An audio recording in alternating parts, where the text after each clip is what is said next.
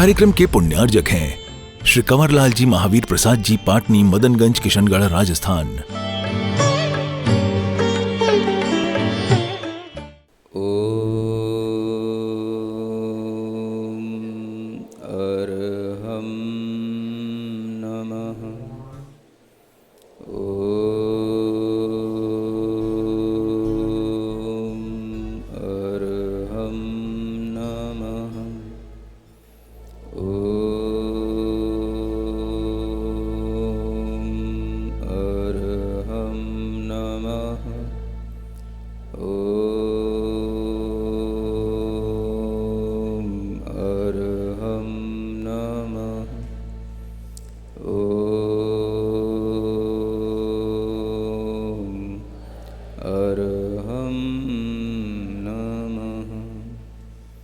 प्रार्थना मुद्रा, सिद्ध मुद्रा बनाएं, आंखें बंद रखें, हथेलियों पर सिद्ध भगवान का स्मरण करें। ओम अर्हं नमः। ओम अर्हं नमः। ओम अर्हं नमः। ओम अर्हं नमः। ओम अर्हं नमः। प्रार्थना मुद्रा, आचार्य मुद्रा में आचार्यों का आशीर्वाद लें। अपने हाथों को कंधे के पास खींच कर रखें। ज्ञान मुद्रा में हथेलियाँ ऊपर की ओर, गर्दन थोड़ी सी पीछे की ओर। ओम अर्हं नमः। ओम अर्हं नमः। ओम अर्हं नमः। ओम अर्हं नमः। ओम अर्हं नमः। उपाध्याय मुद्रा, दोनों हाथों को इस तरह बाहर निकालें, 90 डिग्री का एंगल बनाते हुए कलाइयों में, कोहनियाँ बिल्कुल सीधी आगे की ओर पुश करते हुए, अंगूठों पर दृष्टि। ओम अर्हं नमः। ओम अर्हं नमः। ओम अर्हं नमः। ओम अर्हं नमः। ओम अर्हं नमः। प्रार्थना मुद्रा, दोनों हाथ ऊपर ले जाकर अरिहंत मुद्रा से साधु मुद्रा की तरफ आएं। सिर को ज़मीन से लगाएं, हाथों को भी ज़मीन से लगाएं और मन ही मन ओम अर्हं नमः। ओम अर्हं नमः। ओम अर्हं नमः। ओम अर्हं नमः। ओम अर्हं नमः। हाथ जोड़कर बैठें, आंखें बंद रखें। पार्श्वनाथ भगवान के दिव्य बिंब का स्मरण करें। जिनालय में जहाँ आपने पार्श्वनाथ भगवान का दर्शन किया हो उसे अपने ध्यान में लाएं और प्रभु से प्रार्थना करें। मेरे भगवन मुझे एक बार तू आगाह कर देना। मेरे भगवन मुझे एक बार तो आगाह कर दे। जब भी हो शाम जीवन की, जब भी हो शाम जीवन की, मुझे इत्तलाह कर देना मेरे भगवन, मुझे एक बार तो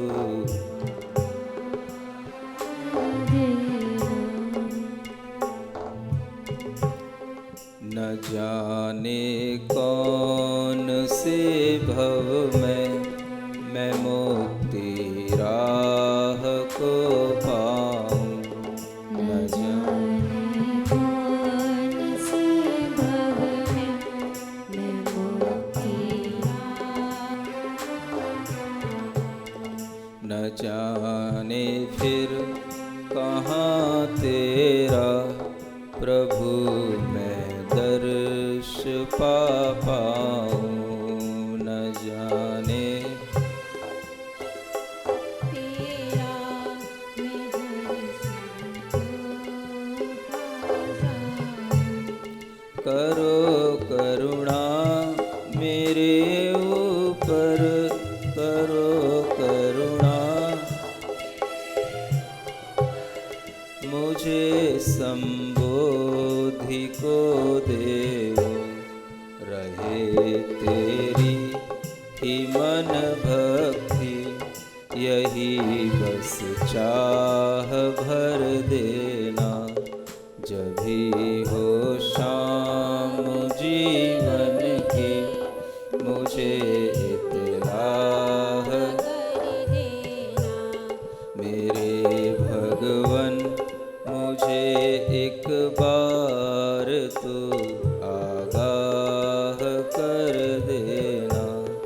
मुझे एक बार तो आगाह कर देना।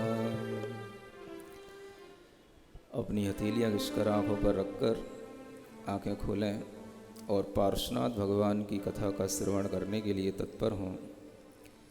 मोह महात्म दलन दिन, तप लक्ष्मी भरतार। ते पारस परमेश मुझ हो सुमति दातार। वामानंदन कल्पतरो जयो जगत हितकार। मुनि जन जाके आस करी, जाचे शिव फल सार।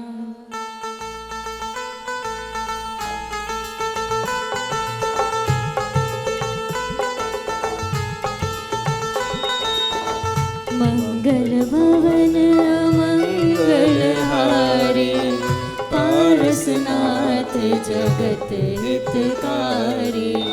सुख संपत्ति सब ही घर आवे, जो भव जन पारस गुण गावे।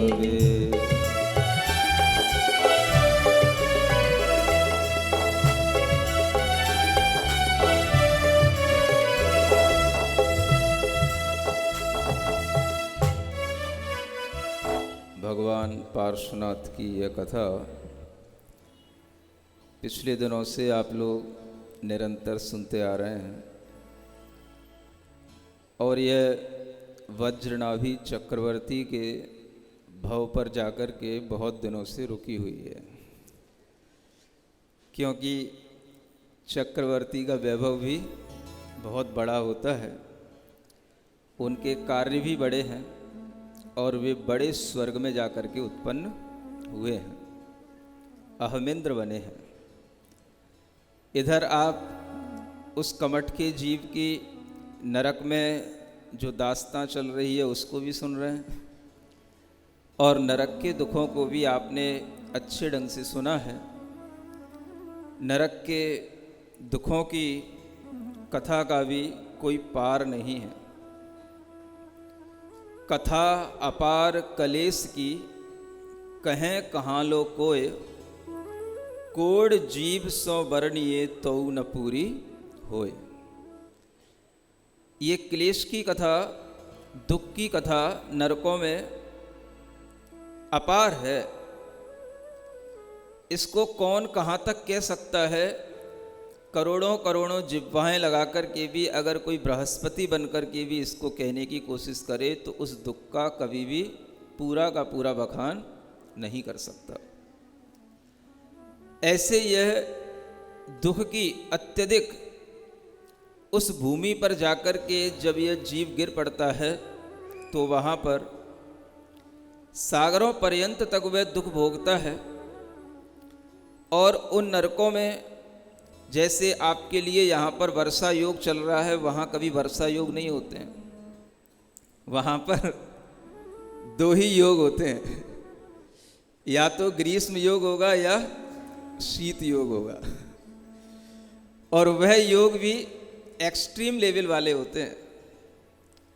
ग्रीष्म का योग भी इतना तपाता है कि उस ग्रीष्म की तुलना करते हुए कहा गया है कि अगर सुमेरु पर्वत के बराबर कोई लोहे का गोला मानो उस नरक की भूमि में पटक दिया जाए तो इतनी आग होती है वहाँ पर, इतनी आग होती है कि वह गोला नीचे की भूमियों में पहुँचते पहुँचते पूरा का पूरा गल जाता है। यूँ समझना चाहिए कि शुरू के 5 नरकों तक गर्मी है तीव्र वाली, जो आपने कहीं पर भी न देखी हो, एक्सट्रीम लेवल वाली। टेम्परेचर जो डिग्रियों में नापा जाता है वो सिर्फ यहीं के लिए है, वहाँ के लिए नहीं है। वहाँ सब डिग्रियाँ फेल हो जाती हैं। और जब वही गोला फिर नीचे के नरकों में जाता है, 6वीं और 7वीं पृथ्वियों के बिलों में प्रवेश करता है, तो वही जो गला हुआ मटेरियल है, वह सारा का सारा मेटल, वह फिर नीचे जाते जाते 7वीं पृथ्वी तक बिल्कुल वैसा ही ठोस बन जाता है, वैसा ही पुनः जुड़ जाता है। इतनी वहाँ पर ठंड होती है, समझ रहे हो? तो एक्सट्रीम लेवल की हीट है और एक्सट्रीम लेवल का कूल है। कूल भी अगर एक्सट्रीम लेवल का हो जाए तो वो भी खतरनाक होता है। सुन रहे हो कि नहीं? कूल कूल पीने वालों, कूल कूल रहने वालों, कूल कूल में बैठने वालों, ये भी ध्यान रखो। कभी अगर आपको बर्फ की सिल्ली पर खड़ा कर दिया जाए तो क्या होगा? सुख मिलेगा कि दुख मिलेगा? कितनी देर खड़े रहोगे? बहुत ठंडक चाहिए, केवल बर्फ के बीच में ही बिठा दिया जाए, हिमालय में पहुंचा दिया जाए, एक बार बर्फानी बाबा बन के देख लो कैसा लगता है। तो आपको समझ आएगा कि ठंड भी कितनी जकड़न देती है, ठंड भी कितना दुख देती है। और गर्मी जो दुख देती है वो तो देती है, गर्मी से ज़्यादा दुख तो ठंड देती है।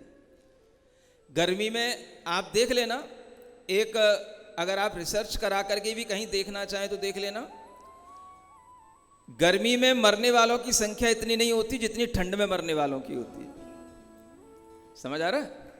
और बुढ़ापे के लिए तो कहा जाता है, एक बुढ़ापे में अगर एक ठंड निकल गई माने 1 साल और जी गया बुढ़ा।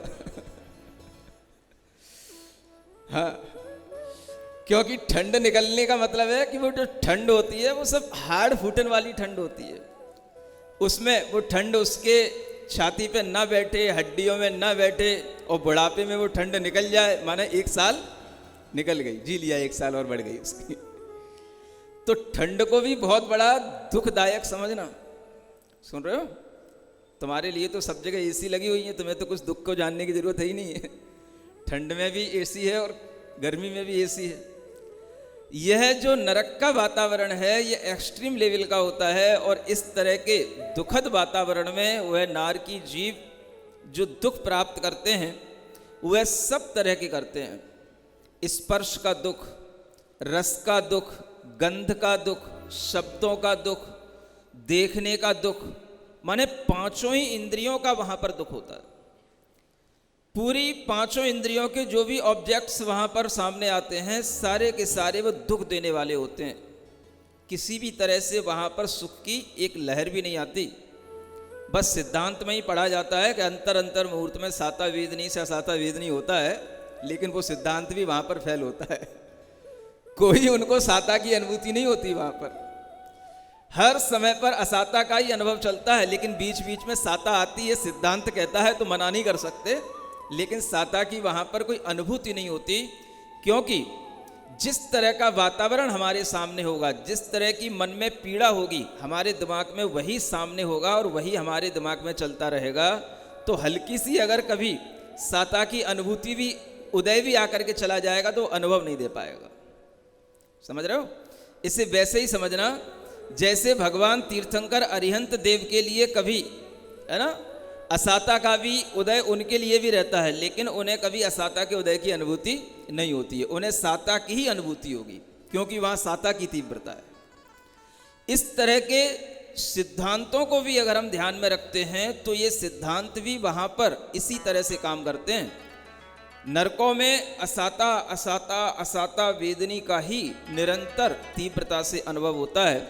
और इस तरह से हम देख रहे हैं, जो कमठ का जीव है वो नरक में तीव्र असाता का अनुभव कर रहा है, और जो मरुभूति का जीव है वह अहमिंद्र बनकर के तीव्र साता का अनुभव कर रहा है ना। एक आदमी संसार में रह करके संसार का समय गुजार तो रहा है, लेकिन वह ऐसे समझ लो जैसे वृक्ष की शीतल छाया में बैठा हो। और एक आदमी ऐसे समझ लो जैसे राजस्थान के मरुस्थल में बैठा हो, जहाँ एक भी पेड़ नहीं है, बस मरुस्थल में बैठा दिया हो, अच्छी कड़ी धूप पड़ रही हो। ऐसे मरुस्थल में हमारे लिए कौन सहयोगी बने?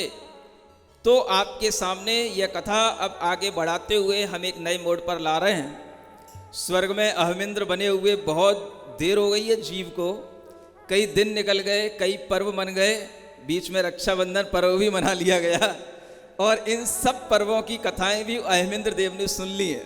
आपने तो सुनी ही है, वो अहमिंद्र देव ने भी सुनी है।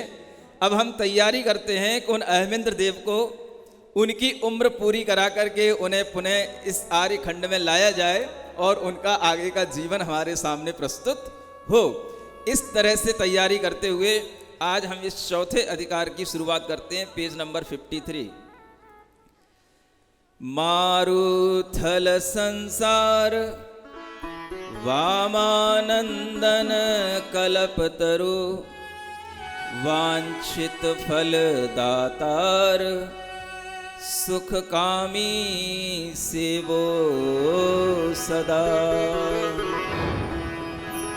क्या कहते हैं? यह संसार एक मरुस्थल की तरह है।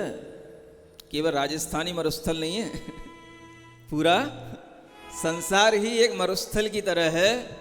और इस मरुस्थल में अगर हमें कहीं कोई वृक्ष दिखाई नहीं देता, है ना, मरुस्थल उसी का नाम होता है ना, चारों तरफ बालू बालू बालू बालू होती है।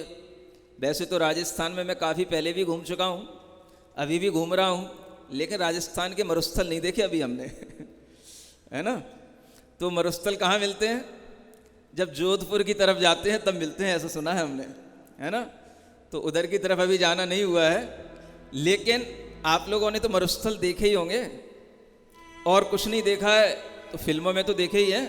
हाँ, ऊँट लिए जा रहे हैं, दूर दूर तक बालू दिख रही है ना, तू मेरा कर्मा तू मेरा धर्मा समझ आ रहा है? तो ये सारे के सारे मरुस्थल जो सामने आते हैं, उन मरुस्थलों में भी आप ये देखें कि राजस्थानी मरुस्थल नहीं है, मरुस्थल तो पूरा संसार है। अब इस मरुस्थल में कहीं दूर दूर तक पानी दिखाई नहीं देता, कहीं कोई हैंडपंप दिखाई नहीं देता, कहीं कोई वृक्ष दिखाई नहीं देता, छाया की शीतलता की जहाँ पर कोई बात ही ना हो, उसी का नाम मरुस्थल है।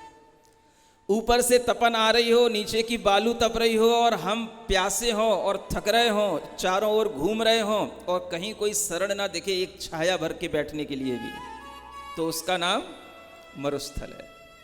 ऐसे ही इस संसार के मरुस्थल में कहीं पर भी इस जीव को सुख नहीं मिलता। अगर इस जीव के लिए कोई वृक्ष मिलता है तो सामान्य वृक्ष तो अपनी जगह अलग हैं, लेकिन उन सामान्य वृक्षों में एक बड़ा वृक्ष होता है, बड़ा ही दिव्य दैवीय वृक्ष कहलाता है, जिसे कल्प वृक्ष कहते हैं। क्या बोलते हैं? वो भी इस कर्म भूमि में अभी नहीं मिलते, सब भोग भूमि में होते हैं, स्वर्गों में होते हैं, विदेश क्षेत्रों में होते हैं। लेकिन इस तरह के कल्प वृक्ष अगर हमें वर्तमान में कुछ हैं तो वो कौन है? वामानंदन कल्पतरु। इस संसार के मरुस्थल में आज भी हमारे लिए वह कल्प वृक्ष के रूप में है। कौन? वामानंदन, त्रिशलानंदन, ये सभी नंदन हमारे लिए क्या हैं? कल्प वृक्ष के रूप में हैं। और मरुदेवी नंदन भी कल्प वृक्ष के रूप में है। ऐसे इन नंदन को अगर हम ध्यान में रखें तो हमारे लिए आज भी इस संसार में रहते हुए उस वृक्ष की छांव में बैठ करके हमें सुख प्राप्त हो सकता है, हो ही रहा है। यहाँ पर भले ही हमारे सामने वामानंदन नहीं है, लेकिन उन्हीं वामानंदन की कथा सुनकर के भी हमारे लिए कितना सुख उत्पन्न हो रहा है। और उस कथा के माध्यम से ही हम हमेशा महसूस करते हैं कि वामानंदन हमारे हृदय में स्थित हैं। यहीं से हम शुरुआत करते हैं। ऐसे वामानंदन कल्पतरु वांछित फलदातार, जो चाहोगे सब मिलेगा। किमिच्छक दान देने वाले, भगवान पार्श्वनाथ की शरण में रहो, भगवान तीर्थंकरों की शरण में रहो। और अगर आप सुख की इच्छा करते हैं कि हमें संसार में हमेशा सुख मिले, तो कहा जा रहा है सुख कामी सेवो सदा, हमेशा इनकी सेवा करो। सेवा करने का मतलब पैर दबाना नहीं होता। सेवा करने का मतलब ही है बस इनका सेवन करो, अपने हृदय में इनका स्मरण करो, इनकी कथा सुनो, इन्हीं की चर्चा करो और इन्हीं के बारे में बार बार अपने से पूछो और इन्हीं के विषय में सोचते रहो कि ये पहले भाव में क्या थे, फिर उसके बाद क्या बने, फिर क्या बने, फिर क्या बने, और कैसे कैसे बनते बनते वज्रनाभि चक्रवर्ती तक बन गए। अब हम आगे जानना चाहते हैं कि ये कहाँ जन्म लेंगे, ये अहमेंद्र बनकर के अब कहाँ पर उतरेंगे, कहाँ इनका अवतरण होगा, कहाँ यह जीव का जन्म होगा। यह सब कथा सुनने की जो उत्सुकता हमारे अंदर बनी रहती है, यही भगवान की सेवा कहलाती है। सुन रहे हो? पैर दबाने का नाम सेवा नहीं होता। जिनेंद्र भगवान की सेवा तो ऐसे ही होती है। वास्तव में तो भगवान के कोई पैर दबा ही नहीं सकता, सेवा क्या करोगे? ठीक है ना? तो ऐसे भगवान की यह कथा अब आगे हम बढ़ाते हैं। मंगल भवन अमंगल हारी, पारसनाथ जगत हितकारी। सुख संपत्ति सब ही घर आवे, जो भविजनि पारस गुण गावे। इस ही जम्बू दीप मजार, भरत खंड दक्षिण दिशि सार। कौशल देश बसे अभिराम, नगर अयोध्या उत्तम ठाम। आरज खंड माहि परधान, मध्य भाग राजय शुभ थान। गढ़ गोपुर खाए गृह पाति, घन बन सो सोहे बहुभाति। ऊंचे जिन मंदिर मन हरे, कंचन कलश ध्वजा फर हरे। वज्र बाहु भूपति तिह थाल, वर एकावत नभ हाल। जैन धर्म पाले बड़ भाग, जिन पद कमल निमधुप सराग। प्रभा करी तीर्थागर सती, जीती जिन रंभारती रति। यह देखिए, यह पार्श्वनाथ भगवान का जीव पिछले कई जन्मों से इस जम्बू द्वीप में उत्पन्न नहीं हुआ, और उत्पन्न भी हुआ तो कहाँ होता था? विदेश क्षेत्र में, कभी विद्याधर की नगरियों में। अब यह पार्श्वनाथ भगवान का जीव इसी जम्बू द्वीप के भरत खंड के, जो दक्षिण दिशा में यह भरत खंड बना हुआ है, वहीं पर यह आर्य खंड में एक नगरी जो अयोध्या है, जिसे कौशल देश कहा जाता है, यह वही अयोध्या है जिसकी चर्चा आप आजकल करते हैं। इसी अयोध्या में, आर्य खंड में, वह एक बहुत अच्छा राजा है जो वज्रबाहु के नाम से है। है ना। अब आप सोचो ये कितने हजारों हजारों वर्ष पहले की कथा है, समझ आ रहा है। और उस समय पर भी जब अभी तो भगवान पार्श्वनाथ तो उत्पन्न ही नहीं हुए, अभी पार्श्वनाथ भगवान के उत्पन्न होने में बीच में अभी बहुत टाइम है, अभी एक बार फिर स्वर्ग जाएंगे सागरों पर्यंत, उससे पहले भी अयोध्या रहती है, समझ आ रहा है। असंख्यात असंख्यात वर्ष पहले भी अयोध्या थी, असंख्यात हजार वर्षों पहले भी यहाँ पर जैन धर्म था। ये बात आज के बच्चे इन कथानकों को पढ़ करके समझ सकते हैं। जो ये पूछने बैठ जाते हैं जैन धर्म कब शुरू हुआ, जब से तुम्हारी बुद्धि चलना शुरू हुई तब से शुरू हुआ, जब से तुम्हारी आत्मा इस धरती पर है तब से जैन धर्म है, समझ आ रहा है। क्योंकि बिना जैन धर्म के तो तुम ये जान ही नहीं सकते हो कि हम कब से यहाँ पर हैं, हम कब से यहाँ पर जीवन जी रहे हैं। तो ऐसा नहीं है कि भगवान महावीर स्वामी से जैन धर्म शुरू हुआ, कि उनसे 2000 वर्ष पहले जब पार्श्वनाथ भगवान से या नेमिनाथ भगवान से शुरू हुआ, या और 10,000 वर्ष पहले जैसे इतिहास में पढ़ाया जाता है। सारा इतिहास पिछले 10,000 वर्ष में सिमट जाता है। अरे 10,000 वर्ष में तो भगवान नेमिनाथ का काल ही नहीं समटेगा, मुनसुप्रतनाथ भगवान के काल से भी अभी तक 10,000 वर्ष नहीं समट पाओगे, वो भी हजारों और हजारों वर्षों में चला जाएगा। आदिनाथ भगवान तक कैसे पहुंचोगे। 24 भगवान का यह काल एक कोड़ा कोड़ी सागर का काल होता है, जिसमें 24 तीर्थंकर हुए। कितना? एक कोड़ा कोड़ी सागर। मेरे साथ साथ कभी बोल लिया करो, मुंह बंद करके मत बैठा करो, हाँ, ताकि थोड़ा सा कुछ गले के नीचे उतर जाए। हाँ, एक कोड़ा कोड़ी का मतलब 1 करोड़ में 1 करोड़ का गुणा करो, और उतने सागर प्रमाण। सागर का मतलब होता है असंख्यात वर्षों का एक काल, उसे सागर कहते हैं, समझ आ रहा है। पहले भी आपको बताया था कि जैसे हम सागर की बूंदों को गिनना बैठे हैं, उसमें जितनी बूंदें उतनी वर्ष समझ लेना, ऐसे ही सागर इतने वर्षों का होता है। इतना आप अपने दिमाग में सोच सकते हो। ऐसे एक कोड़ा कोड़ी सागर वर्ष के काल में 24 तीर्थंकर होते हैं, तो सारा इतिहास 10-20 हजार वर्षों में कैसे निपट सकता है। और उसे हम प्राग ऐतिहासिक काल, प्राग वैदिक काल के नाम से बस थोड़ा सा कह करके पन्ने आगे पलट लेते हैं और आधुनिक इतिहास पे आ जाते हैं। तो आपके लिए इतिहास की सही जानकारियां तब मिलेंगी जब आप जैन दर्शन को ढंग से पढ़ेंगे। ये तीर्थंकरों के 10 भव को भी पढ़ लेंगे तो आपको समझ में आ जाएगा कि कितने कितने करोड़ों करोड़ों वर्ष पहले और कितने कितने असंख्यातों वर्ष पहले से जैन धर्म के अनुपालना करते हुए जीव आ रहे हैं, और तब जाकर के तीर्थंकर बन रहे हैं। तो ऐसा ही यह अयोध्या नगर उस समय का है जहां पर सभी लोग जैन धर्म का पालन करते हैं। इक्ष्वाकु वंश के वज्रबाहु वहाँ के राजा हैं, और वह वज्रबाहु राजा भी जिनेंद्र भगवान के कमलों के भौरे की तरह हैं। सुन रहे हो कैसे? जैसे कमल के आसपास हमेशा भौरा मुँह मुँह करता रहता है, गुनगुनाता रहता है, वहीं वहीं मडराता रहता है, ऐसे ही जो सही धार्मिक होता है, सम्यक दृष्टि होता है, वो जिनेंद्र भगवान के चरण कमलों में ही अपने मन को घुमाता रहता है, उसका मन वहीं पर भंडराता रहता है। समझ आ रहा है? ऐसे ऐसे धर्मनिष्ठ लोग जब धरती पर होते हैं तब धर्म की वृद्धि होती है। और इस तरह के धर्मनिष्ठ लोगों के आप देखें कि उस समय पर भी वहाँ ऊंचे ऊंचे जिन मंदिर होते हैं जिन पर सोने के कलश और ध्वजा फहराती रहती हैं। सुन रहे हो? पहले भी आपसे कहा था, फिर कह रहा हूँ, कहना तो हमारा धर्म है, मानना ना आप मानना आपका धर्म है ना। सब अपने शिखरों पर सोने के कलश लगवाते हैं, लेकिन किसी भी शिखर पर कोई ध्वजा फहराने का कोई कार्य नहीं करता है। ये सबसे बड़ा अज्ञानता का काम जैन समाज के लोग निरंतर किए जा रहे हैं। जब तक ध्वजा फहराने वाली नहीं होगी मंदिर की, उस मंदिर की प्रभावना, उस मंदिर की ऊर्जा से मिलने वाला समाज को लाभ व लाभ प्राप्त नहीं होगा।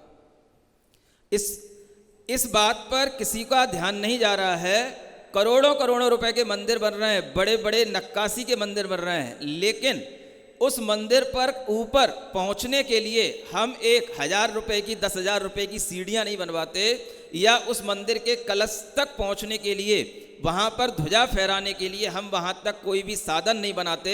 इस कारण से करोड़ों करोड़ों रुपए के मंदिर तो बन जाते हैं, लेकिन उनकी प्रभावना करोड़ों करोड़ों लोगों में नहीं पहुंच पाती। सुन रहे हो? सुना है सैकड़ों मंदिर हैं जयपुर के अंदर, लेकिन देख लेना ध्वजाएं किस पे लहरा रही हैं। इसीलिए उन मंदिरों में जाने वाले कोई नहीं मिलते, इसीलिए उन मंदिरों की दिव्यता का प्रभाव समाज पर नहीं पड़ता। और इतनी बड़ी समाज, इतने बड़े बड़े मंदिर, जहाँ पर हम केवल, अभी तो हमने नाम ही सुना है, अभी तो हम गए ही नहीं कहीं, लेकिन सोच करके लगता है, लोग कहते हैं इन मंदिरों में भी अगर लोग मिलते हैं तो केवल सुबह सुबह मिलते हैं, शाम को तो सब मंदिरों में ताले पड़े रहते हैं। बताओ ये बात सही है गलत है? सही है। तो अब आप सोच लो क्या प्रभावना है मंदिरों की। अगर मंदिरों में शाम को आरतियां नहीं होती, मंदिरों में शाम को संध्या के समय पर मंदिरों के पटों पर ताले पड़े रहते हैं और आप वहां पर पहुंचने का मन नहीं बनाते हैं, तो इसका मतलब है इतने बड़े बड़े मंदिर बनने के बाद भी वह मंदिर हमारे अंदर धर्म की प्रभावना नहीं पहुंचा पा रहे हैं। कारण आपको बताए दे रहा हूं, यह सबसे बड़ा कारण है। मंदिरों पर ध्वजाएं लगाने का काम शुरू करो। सरकारें तो कर ही रही है, घर घर तिरंगा, समझ आ रहा है? कुछ यहाँ के लोगों ने भी शुरू कर दिया है घर घर जैन ध्वज। अरे भले आदमियों, पहले मंदिरों पर तो जैन ध्वज लगवा लो, तब घर घर पहुंचाना। घर घर में जैन ध्वज लगा के क्या करोगे? वो तो तब लगते हैं जब मंदिरों पे लगे हुए हों, तब आपके घरों पर लगें तो घर की शोभा है। मंदिरों पे कुछ है नहीं है, घर में लगा भी लोगे तो घर की शोभा क्या बनेगी? वह मंदिर का एंटीना सबसे बड़ा एंटीना होता है, और उस पर जब वह ध्वज लहराता है, उसके बाद आप अपने घरों पर ध्वज लगाएंगे, छोटे छोटे एंटीना लगाएंगे, तो उस टावर से आपका कनेक्शन बनेगा, तो आपके घरों में भी मंगलता पहुंचेगी। ये नहीं सीख पा रहे लोग। वहां पर पहुंचने के अच्छे साधन बनाना चाहिए। भले ही आप 70 फीट ऊंचा शिखर बनाओ तो 70 फीट पर हम चढ़ पाएं, ऐसा साधन भी उसी के साथ सीढ़ियां रूप में बना दो। अगर वह सीढ़ियां बनाने की कला सीखना हो तो यहां पर एक बगल में श्वेतांबर मंदिर है, तो देख लेना, रास्ते में जाते हुए दिख जाएगा कैसी सीढ़ियां बनाई जाती हैं। कुछ उनसे भी सीखो। यह जब तक नहीं सीखोगे तब तक आपके मंदिरों का अतिशय आपकी आने वाली आगे की पीढ़ी के लिए कुछ भी नहीं होगा, और आपके केवल अहंकार की पूर्ति के लिए होगा कि हमारी समाज ने मंदिर खड़ा कर लिया। बस समाज को लाभ इस तरह से मिलना चाहिए। और देखो, आप पहले भी ध्वजाएं फरहरें, कंचन कलश ध्वजा फरहरें। जितनी ध्वजा फहरेगी, जितना अच्छा ध्वजा का सिस्टम होगा, उतना ही ज़्यादा उस मंदिर में लोग आएंगे जाएंगे, और लोगों का अपने आप मन बनेगा और समाज पर उत्तम प्रभाव उसका पड़ेगा। आपके लिए तरह तरह से ज्ञान का भी यहाँ पर कार्य चल रहा है, भक्ति का भी कार्य चल रहा है, और बहुत से लोग जो यहाँ तक नहीं आ पाते हैं उनके लिए भी कुछ सोचने में आ रहा है। सुन रहे हो? हमने जब पूछा मंदिर में लोग कब मिलते हैं, तो लोगों ने कहा मंदिर में लोग सुबह ही मिलते हैं महाराज, शाम को तो कोई मिलते ही नहीं है। हमने सोचा हमारे पास में अरहम ध्यान योग की एक अच्छी टीम है, और उनके लिए ऐसा भाव उत्पन्न होता है कि हम कहीं पर जाकर के कुछ प्रैक्टिस करें। समझ आ रहा है? वह प्रैक्टिस हमने सोचा कहाँ करवाएं, तो जयपुर में सबसे ज़्यादा मंदिर हैं। हमारा मन है कि उनको जयपुर के अनेक अनेक मंदिरों में पहुंचा करके वहां पर थोड़ा सा धर्म ध्यान का कार्य, धर्म को सही ढंग से करने का कार्य और अरहम ध्यान को करने का कार्य उन मंदिरों में करवाया जा सकता है। सुन रहे हो? जो मंदिर दूर हैं, यहाँ से 10 किलोमीटर हैं, 9 किलोमीटर हैं, 8 किलोमीटर हैं, है ना, 20 किलोमीटर भी हैं। ऐसे मंदिरों में भी, या 5 किलोमीटर दूर भी हैं, जहाँ के लोग यहाँ तक रोजाना नहीं भी आ पाते हैं, तो कोई एक ऐसा कार्यक्रम आप कर सकते हैं, एक दिन के लिए सही, 2 दिन के लिए सही, एक एक दिन अलग अलग किसी टीम को अलग अलग मंदिरों में पहुंचा करके आपको थोड़ा सा अरहम का ज्ञान हो, अरहम से भी आप धर्म समझ पाएं, और उसके माध्यम से भी आपको सही ढंग से अपनी क्रियाएं इत्यादि करने का भाव बने। इस तरह की एक योजना भी हमने बनाई है। उसको लेने वाला तो कोई हो? सुन रहे हो? बोलो तो। सुन रहे हो कि नहीं? हाँ, ताली तो सब बजा देते हैं।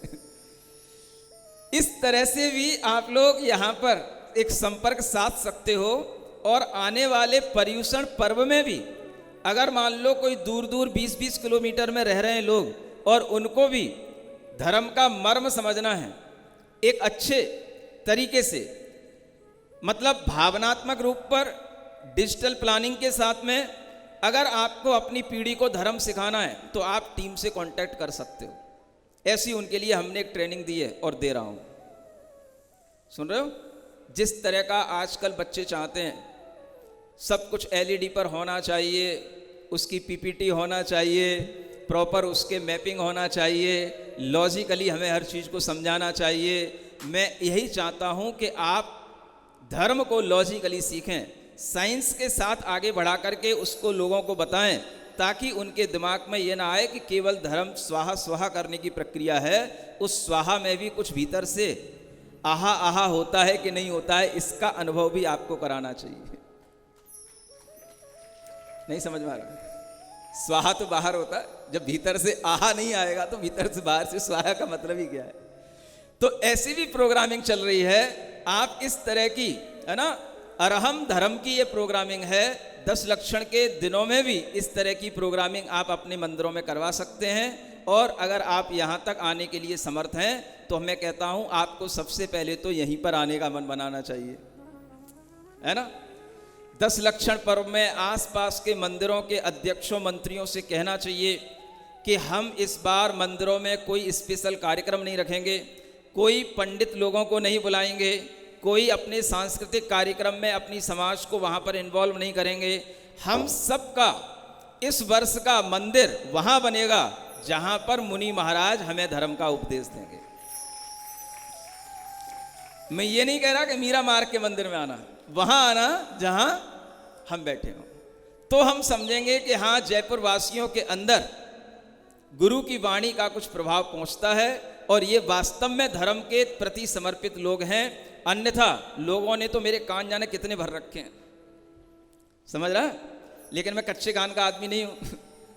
मैं सबकी सुन भी लेता हूँ और किसी की सुनता भी नहीं हूँ। मैं इस तरीके का आदमी हूँ। तो मेरे लिए कितना भी नेगेटिव बोला गया है, भाई महाराज ये राजस्थान है, ये जयपुर की समाज है, ये बिना डंडा चलाए चलती नहीं है। समझ आ रहा है? लोगों ने न जाने क्या क्या कह रखा है, लेकिन फिर भी मैंने अभी तक ऐसा कोई डंडा नहीं चलाया, क्योंकि मुझे देखने में आ रहा है कि ये सब बिल्कुल गौ की भांति है और गाय पे डंडा नहीं चलाना चाहिए, गाय को पुचकारना चाहिए। समझ आ रहा है?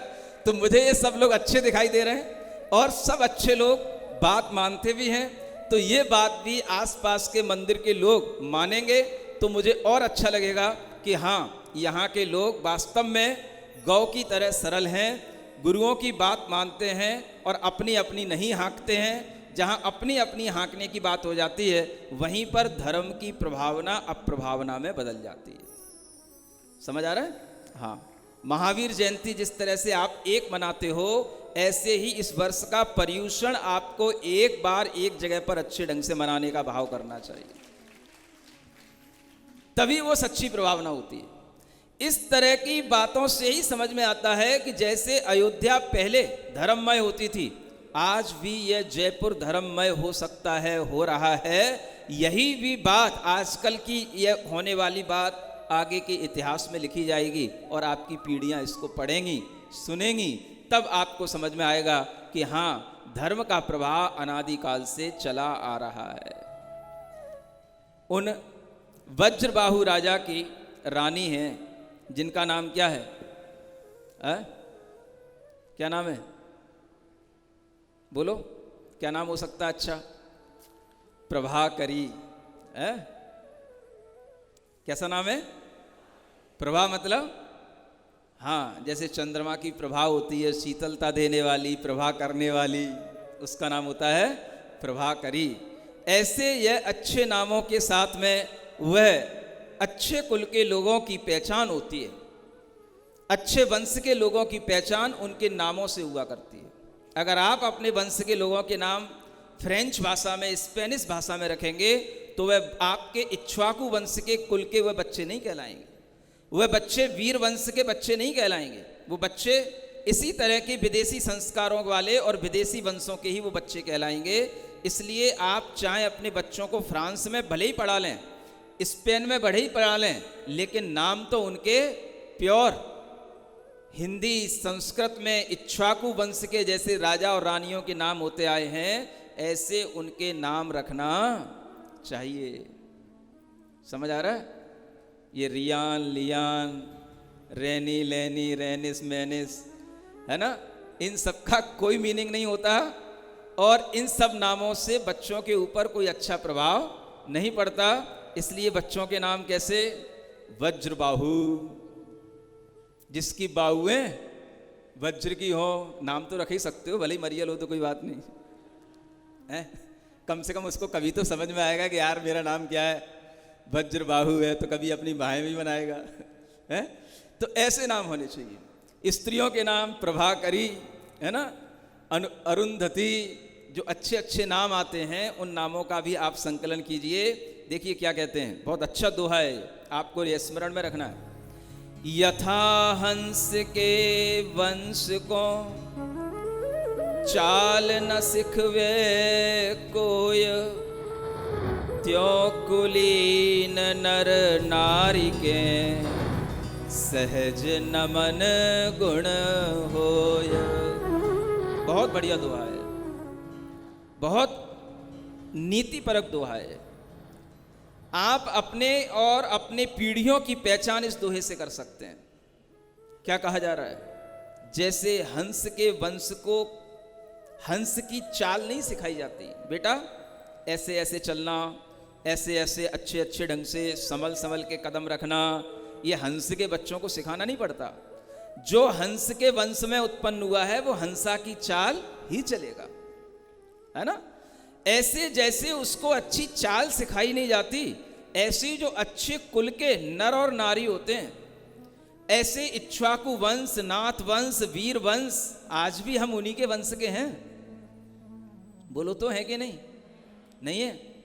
जब तक वर्धमान स्तुति नहीं पढ़ोगे तब तक आपकी फीलिंग ही नहीं आएगी कि हम वीर वंश के हैं। किस वंश के हैं? वीर वंश के। इसलिए अपने बच्चे को वर्धमान स्तोत्र जरूर पढ़ाना चाहिए। वीर वंश का वृद्धि वाला जो काव्य है वो बच्चे को रोजाना कम से कम 9 बार पढ़ाना चाहिए, हिंदी की 4 लाइनों वाला काव्य, जिससे उसके अंदर ये भावना बैठ जाए कि मैं कौन से वंश का हूं? वीर वंश। ये सब इक्ष्वाकु वंश के ही नाम हैं।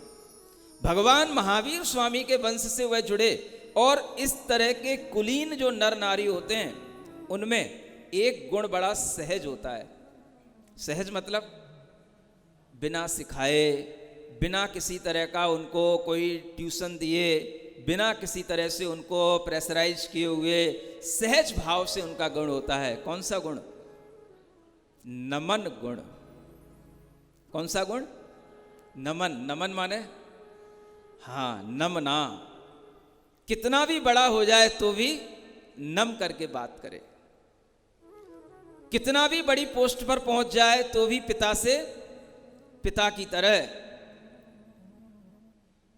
आंख में आंख मिला करके नहीं, आंख को नीची करके बात करे। महाराज ऐसा तो आजकल संभव ही नहीं है। बेटे तो बेटे हैं, बड़े होने के बाद में पिता को भी उनका मित्र बनना पड़ता है। पिता भी कब तक पिता रहता है, ये सिखाना पड़ता है। अब वो बेटे भी कहाँ हैं, बेटियां भी कहाँ हैं जो अपने माता पिता की लाज करें, अपने ससुराल पक्ष में भी आकर के उन माता पिताओं की लाज करें, उनके साथ में भी वो नमन गुण के साथ पेश आए। ये नमन गुण कितना बड़ा गुण होता है। हमेशा विनय भाव से बोलना, विनय भाव से ही अपना प्रस्तुति बड़ों के समक्ष होना, विनय भाव से ही उनके लिए स्वीकार करना, इस तरह का यह नमन भाव, यह कुलीन जो अच्छे कुल के होते हैं, ऐसे नर नारियों में सहज पाया जाता है। सुन रहे हो? बोलो तो। समझ आ रहा है? क्या समझ आ रहा है? अब क्या करोगे? पूरी जिंदगी तो चली गई। कुछ कुछ झुकने की कोशिश की जाए, है? कुछ कुछ नम्र हुआ जाए, कुछ कुछ तो इन गुणों को हासिल करने का भाव किया जाए। और जब हम करें तो हमारी पीढ़ियां भी करेंगी। इस तरह के यह सहज गुण हमारी पीढ़ियों में रहें तो कभी भी ये ना कहना पड़े बेटा महाराज के सामने आए, बेटा झुक झुक, धोक दे, नमोस्तु कर। कितना ठोंकना पड़ता है उसको, तब वो थोड़ा सा झुकता है। समझ आ रहा है? और इतना प्रेशर देने के बाद भी उसका मन अच्छे ढंग से भावपूर्वक हो जाए तो एक अलग बात होती है। ऐसा यह सहज नमन गुण हमें जब बच्चों को संस्कारित करके शुरू से ही आगे बढ़ा करके अगर हम बढ़ाएंगे कराएंगे तो बच्चों के अंदर यही एक ऐसा गुण है जो कितना ही बड़ा उन्हें बना दे लेकिन वह उन्हें अहंकारी नहीं बना सकता। और जो बच्चा बड़ा होने के बाद में अहंकारी नहीं होता वही अपने गुणों को बढ़ाता चला जाता है। जहां अहंकार आया वहीं पर उसके गुण दोषों में परिवर्तित होने लग जाते हैं। इसलिए सब गुणों में नम्रता गुण बहुत बड़ा गुण कहा गया। वह अहमिंद्र तहाँ तै चयो, तिनके सुदिन पुत्र शोभयो। नाव धर्यो आनंद कुमार, अतुल तेज सब लक्षण सार। सुभग सोम श्री दंत महान, बलवीरज धीरज गुणधान। नर नारी मन मानिक चोर, देखत नयन रहे जाओ। जाके सुगुण शीश कह थके, और कौन वर्णन कर सके। जो बुद्धिमत जनक दे, ब्याह महोत्सव कियो विशेष। परनी राज सुता बहु भाय, जिनकी छवि बरनी नहीं जाय। क्रम सो कुमर पिता पद पाय, बल सो बस किए बहुराय। और वह अहमिंद्र, और वह अहमिंद्र जब वहाँ से चय होता है, स्वर्ग में अपनी उम्र पूरी करके जब यहाँ पर जन्म लेता है तो उसी को अवतरण कहते हैं। सुन रहे हो? उसी को अवतार कहा जाता है। अवतार का मतलब आप क्या समझते हो? जैसे कोई कहीं छिपा हुआ है और एकदम से कोई वह रूप लेकर के सामने आ गया तो अवतार हो गया। ईश्वर का अवतार कहा जाता है ना? तो जैसे पहले कहीं छुपा बैठा रहता हो और फिर एकदम से कोई मनुष्य के रूप में सामने प्रकट हो जाता हो, ऐसा कोई भी तरह का जीव कहीं पर भी कोई प्रक्रिया नहीं करता। समझ आ रहा? इस तरह का कोई भी अवतार नहीं होता। अवतार माने होता है जो अभी तक ऊपर के स्वर्गों में था, लंबे समय तक हमारे सामने अदृश्य था, दिखाई नहीं देता था, वही जीव जब गर्भ में आता है तो उसी को हम अवतरण कहते हैं और उसी को हम अवतार कहते हैं। उसका गर्भ में आना, वही जीव जो बहुत सारा पुण्य लेकर के आया है और यहाँ पर आने के बाद में अपनी महिमा, अपना प्रभाव दिखा करके पूरे जगत को चमत्कृत कर देता है, उसी को हम भगवान कहने लग जाते हैं। ऐसे सब जीव अपने अपने पुण्य से आते हैं, गर्भों में जन्म लेते हैं। अपने आप बिना गर्भ जन्म लिए कोई भी अवतार नहीं होते हैं। समझ आ रहा है? जब वे गर्भ में आए ही हैं तो फिर अवतार किस बात के? नहीं समझ आ रहा है? मान लो आप कहते हो रामचंद्र जी अवतार लिए, क्या उनका गर्भ में अवतरण नहीं हुआ? गर्भ में आना ही तो अवतरण है, उसी का नाम अवतार। अगर वो ने अवतार ही लेना होता तो फिर सीधे सीधे एकदम से ऊपर से जैसे कोई सैटेलाइट नीचे गिरता हुआ दिखाई देता है, ऐसे आ जाते। अवतरण हो रहा है, हाँ भाई ईश्वर ने राम के रूप में अवतरण लिया है, एकदम से ऊपर से नीचे आ जाते। जैसे फिल्मों में दिखाया जाता है एकदम से कोई स्पाइडरमैन सामने आ जाता है गिर के और वह अपनी एकदम से दिखाने लग जाता है फाइटिंग, देखो मैं आ गया, अवतार ले लिया। ऐसा कुछ हुआ क्या? कौशल्या की जरूरत पड़ी कि नहीं पड़ी राम को? बोलते नहीं तुम लोग, मतलब तुम्हारे भी मन में कुछ घुस नहीं रहा है मेरी बातें हैं? जब तुम्हारे ही मन में नहीं घुसेंगी तो दूसरे में क्या घुसेंगी? तो कौशल्या के गर्भ में आए ना, गर्भ में आए कि नहीं?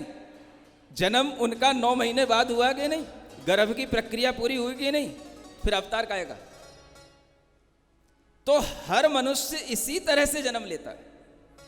जो गर्भ में जन्म ले रहा है, गर्भ में 9 महीने अपना विकास कर रहा है, वह फिर आकर के जन्म लेगा तो फिर वह अपने पुण्य से बड़ा बनेगा, अपने पुण्य से वह जो दूसरे शत्रु हैं, शैतान हैं, उनका विनाश करेगा। ये अच्छे राजाओं के काम होते हैं और इक्ष्वाकु वंश के राजा हमेशा हमेशा ही करते आए। उनमें एक राजा श्री राम भी थे।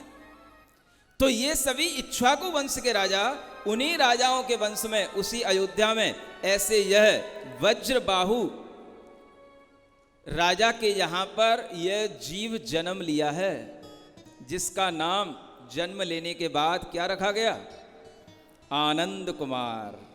समझ आ रहा है? सबको आनंद देने वाला, अद्भुत तेज, सब तरह के मनुष्य उचित लक्षण और सब प्रकार के सौभाग्य को धारण करता हुआ, बल, वीर्य, धैर्य, अनेक गुणों की थान, ऐसा वह आनंद कुमार जब बड़ा होता है तो अनेक नर नारियों के मन के लिए अपने आप मोहक होने लग जाता है और उनके गुणों की चर्चा सब जगह होती है।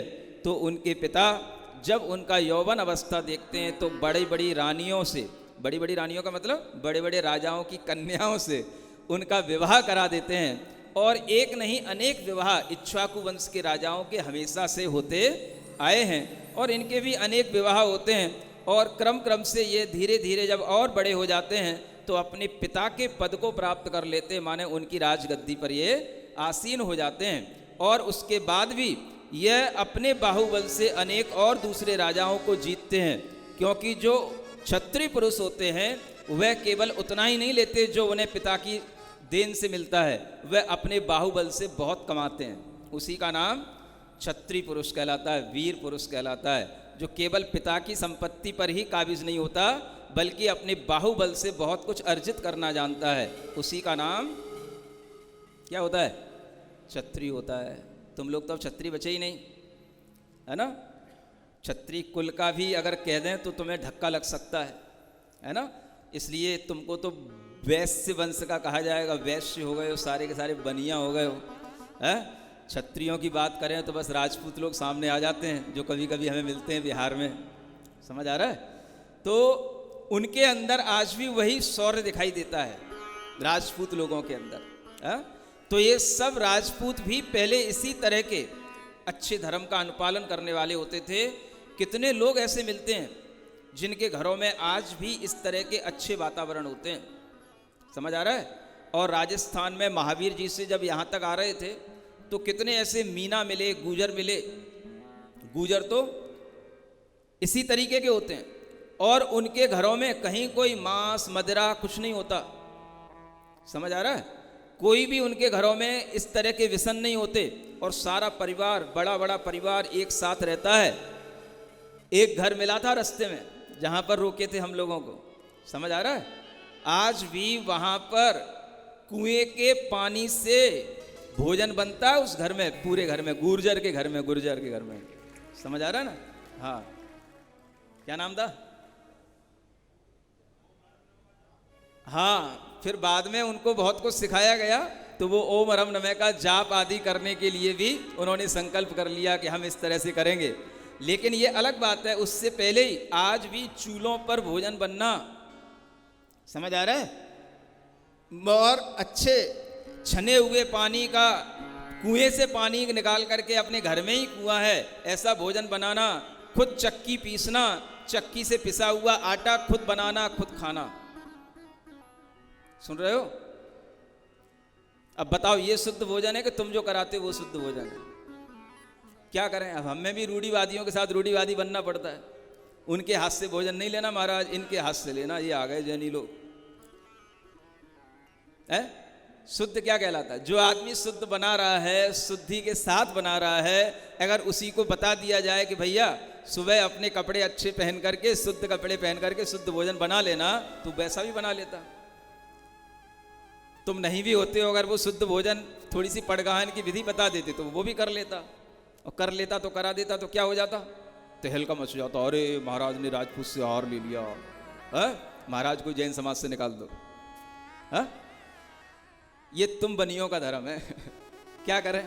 तुम्हारे चक्कर में हम भी पिसी रहे। हाँ?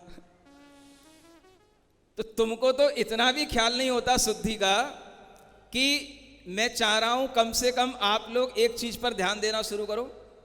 सुन रहे हो? एक तो चीज चलती है कि भाई ठीक है चौके में मास्क लगा करके आहार देना। दूसरी चीज मैं देख रहा हूं गर्मी यहां से जाती नहीं है और दीपावली से पहले गर्मी जाने वाली नहीं है। चौके में पहुंचकर सबके मुंह गीले होते हैं, सबके पसीने आते हैं। आज से एक नियम और बना लो, जैसे आप धोती दुपट्टा पहनते हो, चौके के लिए अलग शुद्ध वस्त्र पहनते हो, ऐसे अपने पास में अपने मुंह पहुंचने के लिए अपने पास में एक नैपकिन रखोगे। हाँ, ये सीख लो। और ज़्यादा होगा तो फिर मैं अपना नियम बना लूँगा, जिसके पास नैपकिन दिखेगी उसी से आहार लूँगा, नहीं दिखेगी तो नहीं लूँगा। हाँ, चाहे रूमाल रखो, नैपकिन रखो, कुछ भी रखो, अपना मुंह पहुँचने के लिए। आपका मुंह वहाँ पर गीला नहीं होना चाहिए जब मेरे सामने आते हो। आपका मुंह वहाँ पर सूखा हुआ होना चाहिए। ये आहार देने की विधि, ये आहार देने की प्रक्रिया बहुत ही ज़्यादा मुझे मतलब विकल्प कराने वाली प्रक्रिया लगती है। हाँ, मुझे दिन में 24 घंटे कुछ भी मेरा मूड अपसेट नहीं होता, जितना सबसे ज़्यादा उस आहार की जगह पर होता है। मतलब बहुत ही शांति से, शुभ भावों से, तो आप भगवान ही जाने आपके कौन से शुभ भाव होते हैं, लेकिन आपका चेहरा थोड़ा सा शुभ दिखे, अच्छा दिखे, पसीना आदि ना दिखे, भीड़ भक्कड़ न मचे तरीके से मैं 100 क्या 200 लोगों से भी आहार ले सकता हूं। बस सबके अंदर धैर्य हो, क्रम क्रम से आओ, क्रम क्रम से आहार दे करके जाओ, तो हमारे परिणाम में और ज़्यादा विशुद्धि आ सकती है आपके आहार से। समझ आ रहा है? हाँ, एक साथ भीड़ मत मचाया करो। पहले भी कहा है, जो लोग आते हैं अंदर उन्हें थोड़ा सा किसी एक ऐसी जगह पर रख दिया करो जहां पर उनको हवा पानी अच्छा मिल रहा हो, है ना। आप हमें मतलब हवा में आहार नहीं करा सकते, हमें मत कराओ, हम तो गर्मी में ही खड़े रहेंगे, लेकिन आप तो कम से कम अपना मुंह ठीक करके आओ।